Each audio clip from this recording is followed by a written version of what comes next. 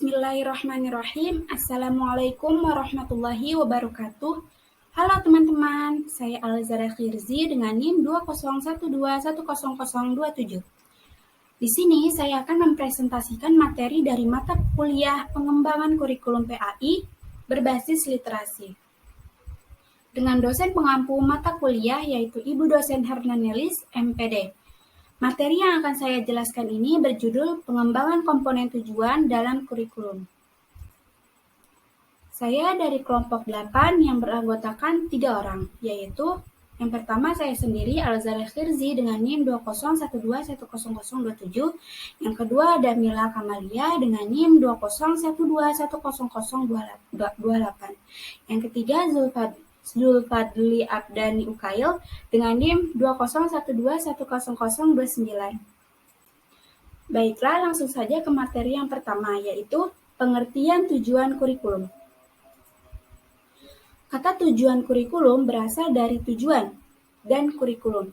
Tujuan adalah penjabaran dari visi dan misi dan juga merupakan hal yang akan dicapai. Sedangkan kurikulum adalah suatu rencana tertulis yang menggambarkan cakupan dan susunan program pendidikan yang diprogramkan oleh suatu sekolah. Tujuan kurikulum secara umum yaitu memeratakan pendidikan dalam suatu negara, membimbing serta mendidik siswa agar menjadi pribadi yang cerdas, berpengetahuan tinggi, kreatif, inovatif, bertanggung jawab, dan siap masuk dalam kehidupan bermasyarakat. Materi selanjutnya yaitu hierarki tujuan kurikulum. Dalam Undang-Undang Nomor 20 Tahun 2003 tentang Sistem Pendidikan Nasional, Pasal 3 disebutkan tentang tujuan pendidikan, yakni mengembangkan potensi peserta didik agar menjadi manusia yang beriman dan bertakwa kepada Tuhan Yang Maha Esa, berakhlak mulia, sehat, berilmu, cakap, kreatif, mandiri, serta menjadi warga negara yang demokratis juga bertanggung jawab. Tujuan pendidikan dan pengajaran dapat dibedakan dan disusun menurut hierarki, yaitu yang pertama ada tujuan umum, yang kedua tujuan institusional, yang ketiga tujuan kurikuler, dan yang terakhir tujuan instruksional. Materi selanjutnya yaitu taksonomi tujuan. Berdasarkan asal katanya, taksonomi berasal dari bahasa Yunani kuno, yaitu taksis dan nomia. Taksis berarti penataan dan nomia berarti metode. Sehingga jika digabungkan, taksonomi berarti metode penataan. Taksonomi adalah cabang ilmu yang mempelajari klasifikasi makhluk hidup. Taksonomi tujuan pendidikan merupakan suatu kategorisasi tujuan pendidikan yang umumnya digunakan sebagai dasar untuk merumuskan tujuan kurikulum dan tujuan pembelajaran. Taksonomi tujuan terdiri dari domain kognitif, afektif, dan psikomotor. Materi selanjutnya yaitu indikator komponen tujuan dalam kurikulum. Pengertian indikator. Indikator merupakan penanda pencapaian kompetensi dasar yang ditandai oleh perubahan perilaku yang dapat diukur, yang mencakup sikap, pengetahuan, dan keterampilan. Indikator dikembangkan sesuai dengan karakteristik peserta didik, mata pelajaran, satuan pendidikan, potensi daerah, dan dirumuskan dalam kata kerja operasional yang terukur dan dapat diobservasi. Dalam mengembangkan indikator, perlu mempertimbangkan hal-hal sebagai berikut. Yang pertama, ada tuntutan kompetensi yang dapat dilihat melalui kata kerja yang digunakan dalam kompetensi dasar. Yang kedua, karakteristik mata pelajaran, peserta didik, dan sekolah. Yang ketiga, potensi dan kebutuhan peserta didik, masyarakat, dan lingkungan atau daerah. Materi selanjutnya yaitu fungsi indikator. Indikator memiliki kedudukan yang sangat strategis dan dalam mengembangkan pencapaian kompetensi berdasarkan standar kompetensi dan kompetensi dasar atau SKKD. Indikator berfungsi sebagai berikut. Yang pertama, pengembangan dalam mengembangkan materi pembelajaran. Pedoman dalam mendesain. Yang pertama ada pedoman dalam mengembangkan materi pembelajaran. Nah, Pengembangan materi pembelajaran harus sesuai dengan indikator yang dikembangkan.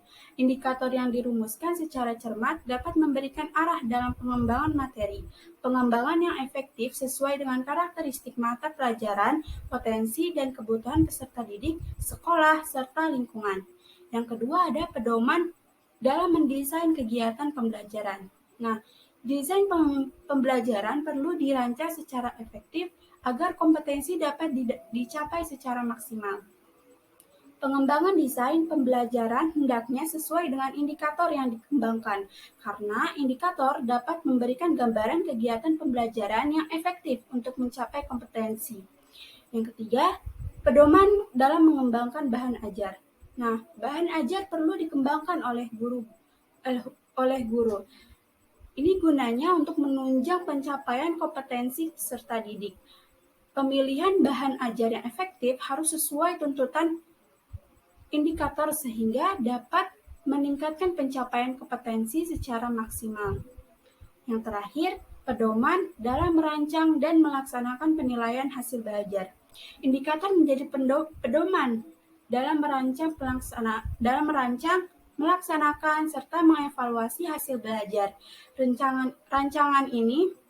Rancangan penilaian ini memberikan acuan dalam menentukan bentuk dan jenis penilaian, serta pengembangan indikator penilaian.